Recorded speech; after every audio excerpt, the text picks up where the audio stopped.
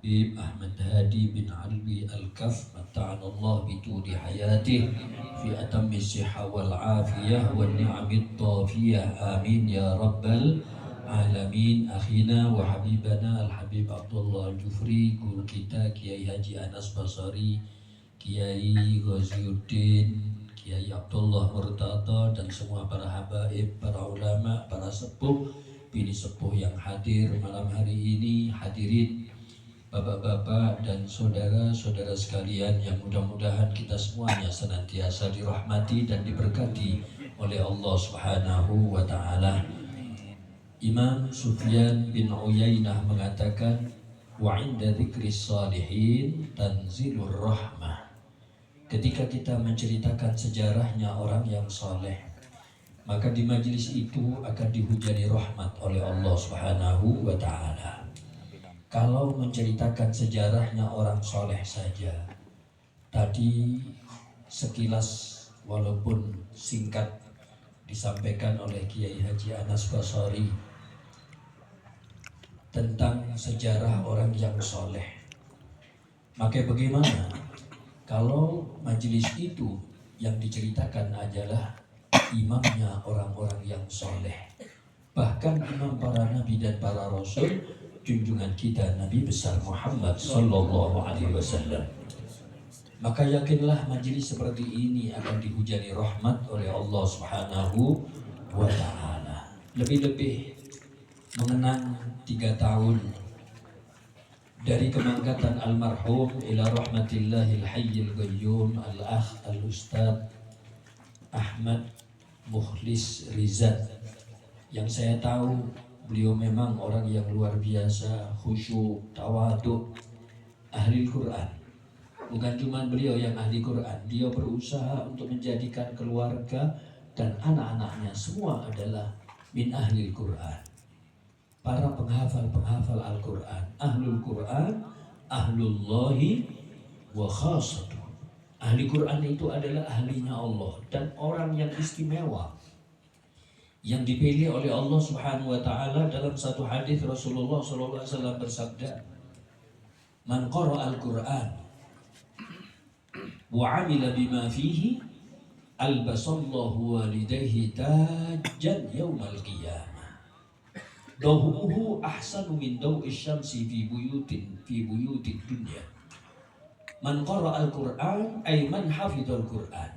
Imam Ibnu Hajar mengatakan man qara al-Quran ay man hafidhal Quran. Barang siapa yang menghafal Al-Quran dan mengamalkan isi dan kandungan Al-Quran, maka Allah Subhanahu wa taala akan meletakkan mahkota, akan memakaikan mahkota kepada kedua orang tuanya besok di hari kiamat, di mana cahaya daripada mahkota itu lebih terang daripada cahaya matahari. Fi buyutid dunya, di rumah-rumah ketika ada di permukaan bumi. Bisa kita bayangkan kalau orang yang hafal Quran itu saja orang tuanya diberikan mahkota Al-Quran, mahkota yang cahayanya luar biasa, bagaimana dengan beliau orang yang hafal Quran itu sendiri? Tidak puas dengan dirinya, keluarganya, anak-anaknya semua hafal Quran. Ditambah lagi sebelum meninggal dunia beliau berwasiat untuk mendirikan majlis salawat dan salam kepada junjungan kita Nabi besar Muhammad Sallallahu Alaihi Wasallam. Di mana kata Abu Yazid al-Walid al-Habib Imam Ahmad bin Muhammad Alawi al-Maliki, beliau mengatakan, as-salatu ala Rasul sallallahu alaihi wasallam tadfa wa tashfa wa tarfa. Tadfa wa tashfa wa tarfa. Salawat kepada kanjeng Nabi Muhammad sallallahu alaihi wasallam itu tadfa, bisa mencegah, menghalangi seseorang dari apa? Dari sesuatu yang tidak diridhoi oleh Allah. Dari apa? Dari meninggal dunia dalam keadaan su'ul khatimah. Dari apa? Dari malapetaka dan bencana. Dari apa? Dari siksa kubur. Dari apa? Dari siksa api neraka. Tadfa wa tashfa', dan akan memberikan syafaat. Kemudian wa tarfa, dan akan mengangkat derajat orang itu. Ada satu cerita yang menarik ketika suatu hari seseorang meninggal dunia di zaman Nabi Musa, dan dia umatnya Nabi Musa. Dia meninggal dunia. Dan orang ini dalam kehidupannya adalah orang yang tidak karu-karuan. Ya, tidak karu-karuan. Luar biasa. Kalau bahasa, pinjem bahasanya tadi Kiai Anas yang diaku anak oleh Rasoleh. Rasoleh itu sebetulnya dari kata-kata Lora. Lora itu anaknya Kiai. Ya. Ini saking ceket, saking melekatnya sama Kiai Anas, sampai sepuh pun sih dijeluk Lora sih. Mesti dia sepuh itu Kiai sudah ya, bukan Lora lagi. Tapi beliau sudah mulai dulu, ya, Lora. Ya. Nah ini orang ini, bahasanya Lora ini adalah orang yang nuwun sewu salbut. Tahu salbut? Tidak karu-karuan. Iya. Sudah, tidak karu-karuan orang ini. Meninggal. Mati. Karena dia orang yang tidak karu-karuan, tidak ada satupun yang mengantarkan jenazah ini. Dibiarkan. Ya sudah, dibuang begitu saja. Apa yang terjadi? Nabi Musa oleh Allah Subhanahu wa Ta'ala mendapatkan wahyu, ya Musa, salah satu di antara umatmu meninggal dunia, Nabi Musa. Sucikan dia, rawat dia, doakan dia, antarkan ke makam, ke kuburan. Nabi Musa bingung, ya Allah, ini orang tidak karu-karuan hidupnya, ini orang salbut ini, ya Allah. Lah kok saya diperintahkan untuk seperti ini, kenapa? Allah Subhanahu wa Ta'ala menjawab, memang orang ini orang tidak karu-karuan, tapi ketika dia menemukan satu lembar kertas, satu lembar dari kitab Taurat, dan di situ disebut nama Nabi Muhammad Sallallahu Alaihi Wasallam.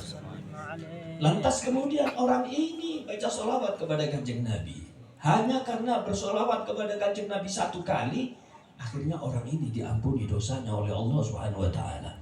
Rasulullah SAW bersabda, "Man shalla alayya salatan sallallahu alaihi biha asyra." Hadithun sahih rawahu Muslim. Barang siapa yang bersolawat kepada kanjeng Nabi satu kali saja, maka orang itu mendapatkan rahmatnya Allah 10 rahmat.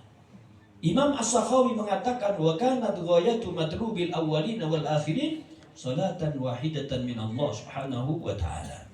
Dan puncak dari yang diharap-harapkan oleh orang yang hidup sejak zaman dulu sampai akhir zaman, itu kalau orang sudah mendapatkan satu rahmat Allah, cukup untuk menyelamatkan orang ini selamat dunia sampai akhirat. Mudah-mudahan kita semua selamat dunia sampai akhirat. Ya. Satu rahmat saja cukup mengantarkan orang ini selamat dunia sampai akhirat. Loh, padahal kalau orang baca sholawat kepada kanjeng Nabi satu kali saja, itu bukan satu rahmat, tapi 10 rahmat akan diberikan oleh Allah Subhanahu wa Ta'ala. Bayangkan, kita bukan umatnya Nabi Musa, tapi kita umatnya Nabi Muhammad Sallallahu Alaihi Wasallam. Kita insya Allah yang hadir semuanya bukan termasuk orang salbut. Insya Allah termasuk orang-orang baik semuanya. Ya. Dan kita tidak membaca salawat kepada kanjeng Nabi satu kali, tapi berkali-kali kita bersalawat kepada Rasulullah Sallallahu Alaihi Wasallam. Sampai wasiat daripada almarhum ila rahmatillahil hayyil qayyum al-akh al-ustad Ahmad Mukhlis Rizal kepingin mendirikan majelis maulid. Ya, ini orang-orang yang baik, lengkap, ahlul Quran wa ahlus salati ala Rasul Sallallahu Alaihi Wasallam. Ya, ini lengkap di kalangan nuwun sewu, di kalangan orang-orang Jawa. Ya, orang-orang Jawa, orang-orang Madura yang kurang dekat dengan para habaib, mungkin mereka heran, ono ne acara khol kok kadit solawatan. Ya, di kalangan orang-orang Jawa mungkin heran, wayai lek khol itu ya tahlil, yasin tahlil, ya ndang mangan berkati ndang ditum ndang muli, ya kan? Kalau bahasanya Habib Umar itu molimo, ya limo. Ya, maulid, manakib, ini kan manakib ya, sejarah hidup, maulid, manakib, mau itu hasanah, mangan terus boleh. Ya kan? Nah ini Habib Umar Al-Mutahhar, bukan Habib Umar bin Hafid, ojo keliru. Ya, maksud Habib Umar bin Hafid ngomong menunda. Ya, Habib Umar Al-Mutahhar ini ya. Nah, terus Ustaz Mukhlis ini Masya Allah, ya, kepingin. Sehingga setiap acara hallnya itu tidak ketinggalan. Dibacakan maulid Simtud Duror. Kok aneh? Bukan aneh. Mungkin sampean lebih aneh lagi. Itu ketika melihat orang meninggal dunia dikarak dengan terbang. Itu lebih bingung lagi malah sampean. Nah, ini kan mayatnya sudah tidak ada, sudah 3 tahun yang lalu, pasti selawatan. Ini mayatnya ada dan ketika diantarkan ke makam dikarak terbang. Sampean bingung mana malah. Ya mungkin sampean akan mengatakan Dani mantenai, mungkin mati. Kok dikarak terbang? Saya dapat cerita dari Al-Habib Marhum ila rahmatillahil hayyul qayyum Habib Muhammad bin Umar bin Syihabuddin. Itu beliau cerita kepada saya. Habib Abu Bakar Gresik, Wali Kutub. Ya, Habib Abu Bakar Gresik. Itu ketika sebelum meninggal dunia beliau wasiat, engkau nanti kalau saya meninggal dunia, ya, terus tolong mayat saya dibawa ke makam tapi dikarak terbang. Ya. Kiai Khalil Bangkalan saya dapat cerita dari mbahnya ini Gus Hamid, ya, sama saya paman mertua sekaligus besan, Kiai Humaydi rahimahullahu rahmatal abrar. Beliau cerita ketika Kiai Khalil Bangkalan, siapa yang tidak kenal Kiai Khalil Bangkalan? Gurunya jago-jago Jawa. Hampir semua ulama-ulama besar di Jawa itu murid beliau. Kiai Hasyim Asy'ari, Mbah Maksum Lasem, Kiai Wahab Hasbullah, Kiai Romli Tamim, dan banyak ulama-ulama besar, Kiai Jazuli, pendiri Pondok Ploso, Kiai Abdul Karim, pendiri Pondok Lirboyo, hampir semuanya murid beliau. Kata Kiai Humaydi, itu Kiai Khalil Bangkalan sebelum meninggal dunia wasiat dan ngasih tahu kepada salah satu muridnya, Cong, Beturo ya, Kacong ya. Tadi kata Kiai Anas Lora dari itu ya, kita imbang no ini Beturo, Cong katanya. Cong, nanti kalau saya mati, tolong karak mayat saya dengan terbang, dengan sholawatan. Subhanallah, beliau meninggal dunia. Begitu meninggal dunia, ini mayat diangkat ini tidak kuat, pendosanya diangkat ini tidak kuat. Bayangkan orang Madura itu kuat-kuat, ya. Tapi ngangkat jenazahnya Mbah Khalil ini tidak kuat.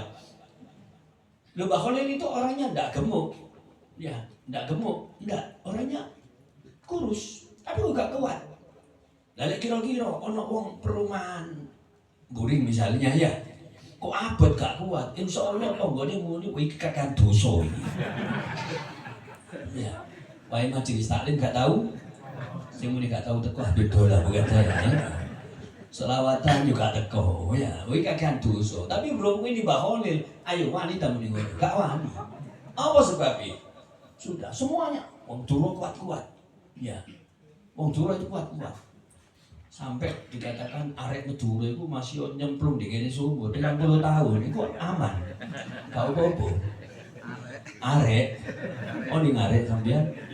Iya. Arek kan. Loh, itu wong Dura kuat-kuat. Tapi ngangkat jenazah ini tidak kuat. Ada santri yang diwasiati tadi itu terlambat datang. La ilaha illallah. Ada apa? Saya ingat Kiai Khalil minta digarap terbang. Subhanallah. Coba. Allahumma sholli ala Muhammad. Ya Nabi salam alaika. Tapi waktu itu terbang Ishari, Banjari guru lahir sih ya. Terbang Ishari. Subhanallah, terangkat. Ya, terangkat. Lagi dihadapkan dengan orang-orang sekarang, tambah bingung mana kan. Mayit kok digarap terbang. Begitu juga Al-Amr Kiai Haji Humaydi itu juga begitu wasiat, aku lek mati karaan terbang nang gini makam dan dilaksanakan. Ya, dilaksanakan. Berapa jumlah daripada jamaah? Namanya jamaah apa terbangnya? Maulid apa? Majelis Maulid Al-Imam Asy-Syafi'i. Majelis Maulid Al-Imam Asy-Syafi'i. Setiap majelisan ada 100 orang, tapi insya Allah mudah-mudahan nanti akan jadi 1000 sampai 10.000. Amin ya Rabbal Alamin. Ya, nah, kok bisa? Riyadul Jannah itu dulu yang buka kami sama Ustaz Taufik Assegaf di Masjid Al Istiqomah di Karanglu, dekatnya rumahnya Habib Abdurrahman Barakba.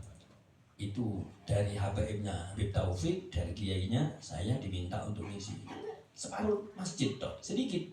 Ya, akan sing 100 ini. Kemudian berkembang sampai puluhan ribu. Maka insya Allah majelis Maulid Imam Syafi'i terus akan berkembang. Ya, yang penting ikhlaskan niat karena Allah Subhanahu wa Ta'ala. Berapa jumlahnya yang baca sholawat? Maka yang pertama kali dapat pahala adalah beliau, almarhum ila rahmatillahil hayyul qayyum Al Ustaz Ahmad Mukhlis Rizal. Ini yang pertama dapat pahala.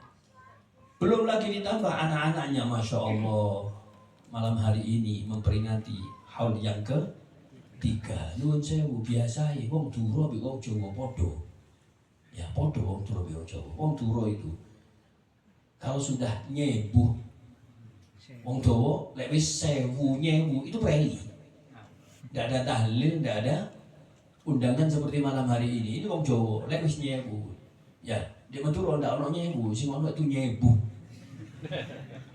Nah, itu kalau sudah nyewu itu tidak ada tahlil lagi, prei sudah. Ya, kalau sudah nyewu besar-besaran.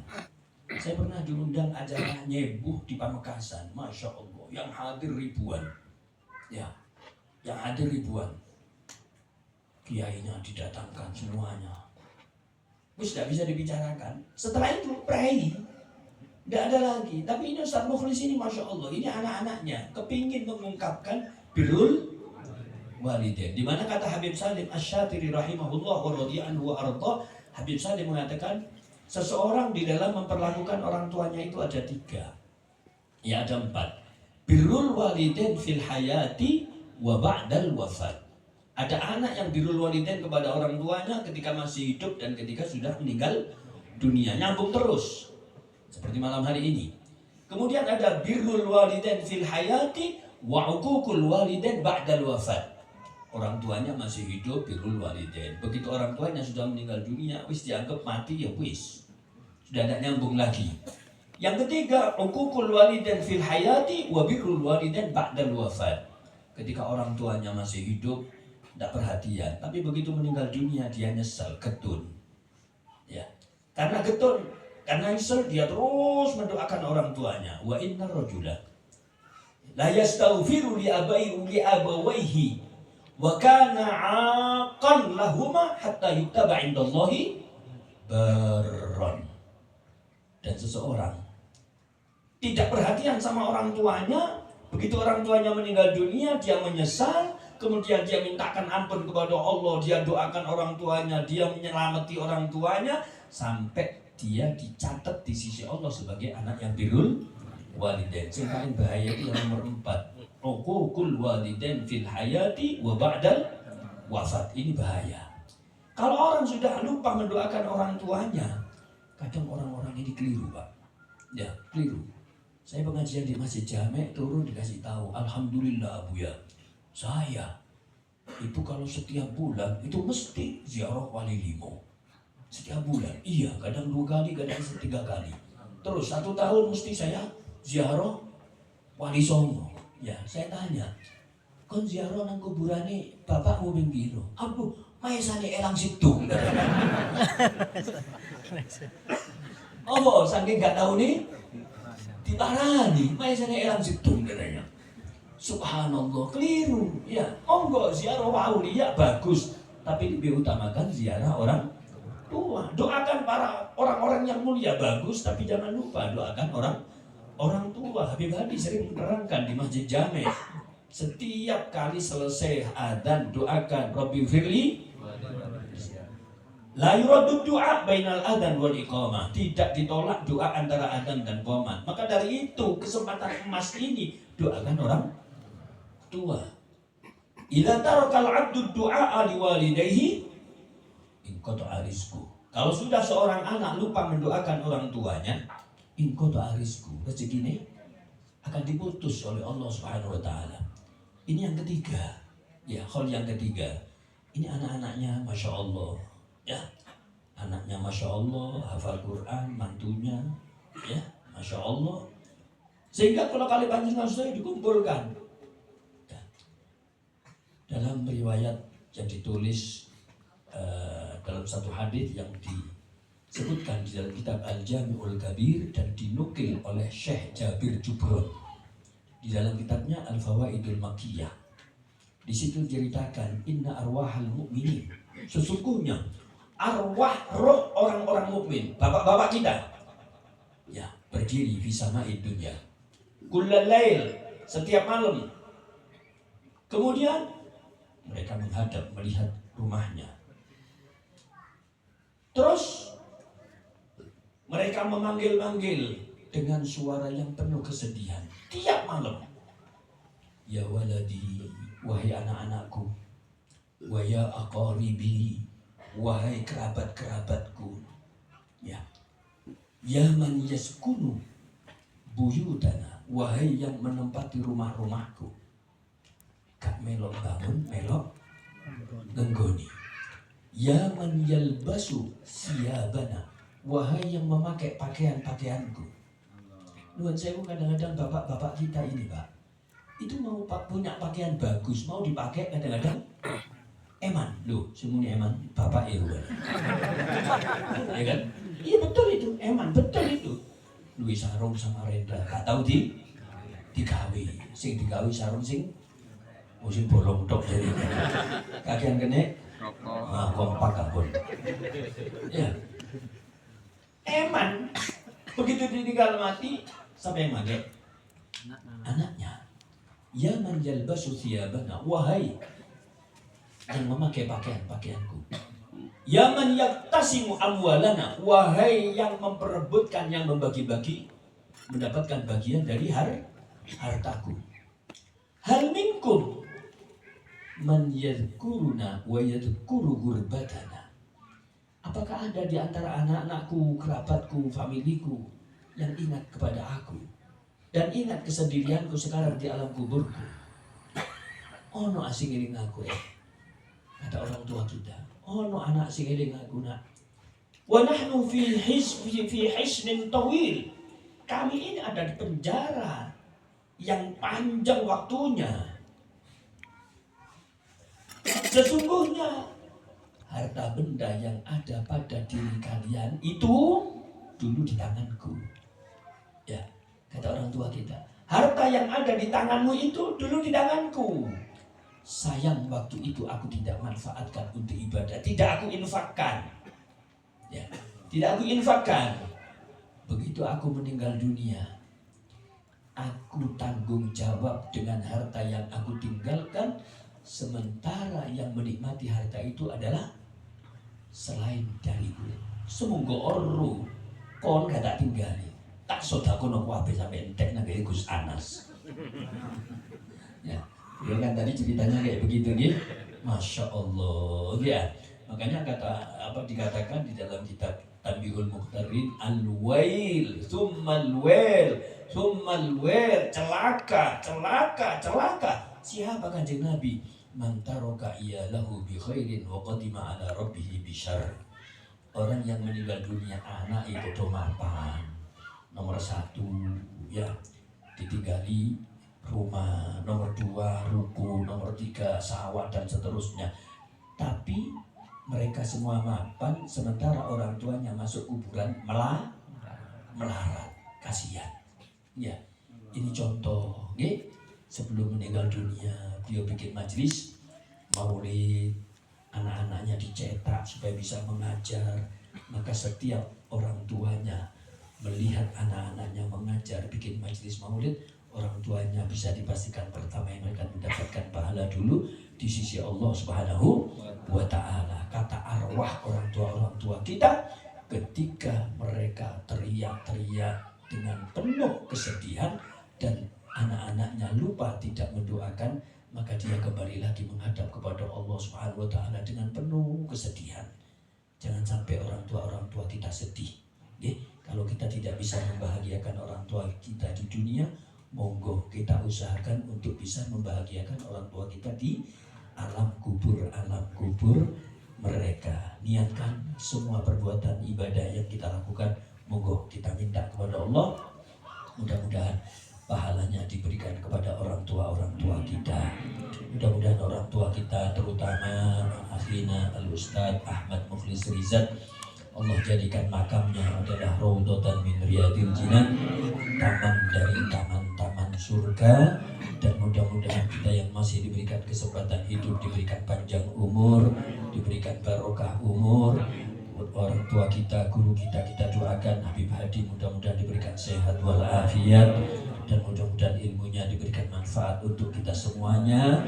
Dan mudah-mudahan anak-anak kita semua menjadi anak-anak yang soleh solihah, sehat walafiat, istiqomah. Allah akhiri hidup kita dalam keadaan husnul khatimah. Ya Allah biha, ya Allah biha, ya Allah bihusnil khatimah. Ya Allah biha, ya Allah biha, ya Allah bihusnil khatimah. Ya Allah biha, ya Allah biha, ya Allah bihusnil khatimah. Mudah-mudahan husnul khatimah setelah diberikan panjang umur, husnul khatimah setelah diberikan sehat walafiat, istiqomah ibadah, husnul khatimah setelah diberikan rizki yang luas, rizki yang barokah, rizki yang mengantarkan kita mendapatkan nikmat di dunia sebelum bahagia nanti di akhirat. Husnul khatimah setelah diberikan anak-anak yang soleh solihah, husnul khatimah setelah dijauhkan dari bala musibah sekecil apapun. Husnul khatimah puncaknya di akhirat kita semua akan berkumpul bersama-sama dengan kanjeng Nabi Muhammad sallallahu alaihi wasallam. Amin ya rabbal alamin. Ala hadhihi niyyah wa kulli niyyah min niyatin shalihah wa ila hadratil rasul.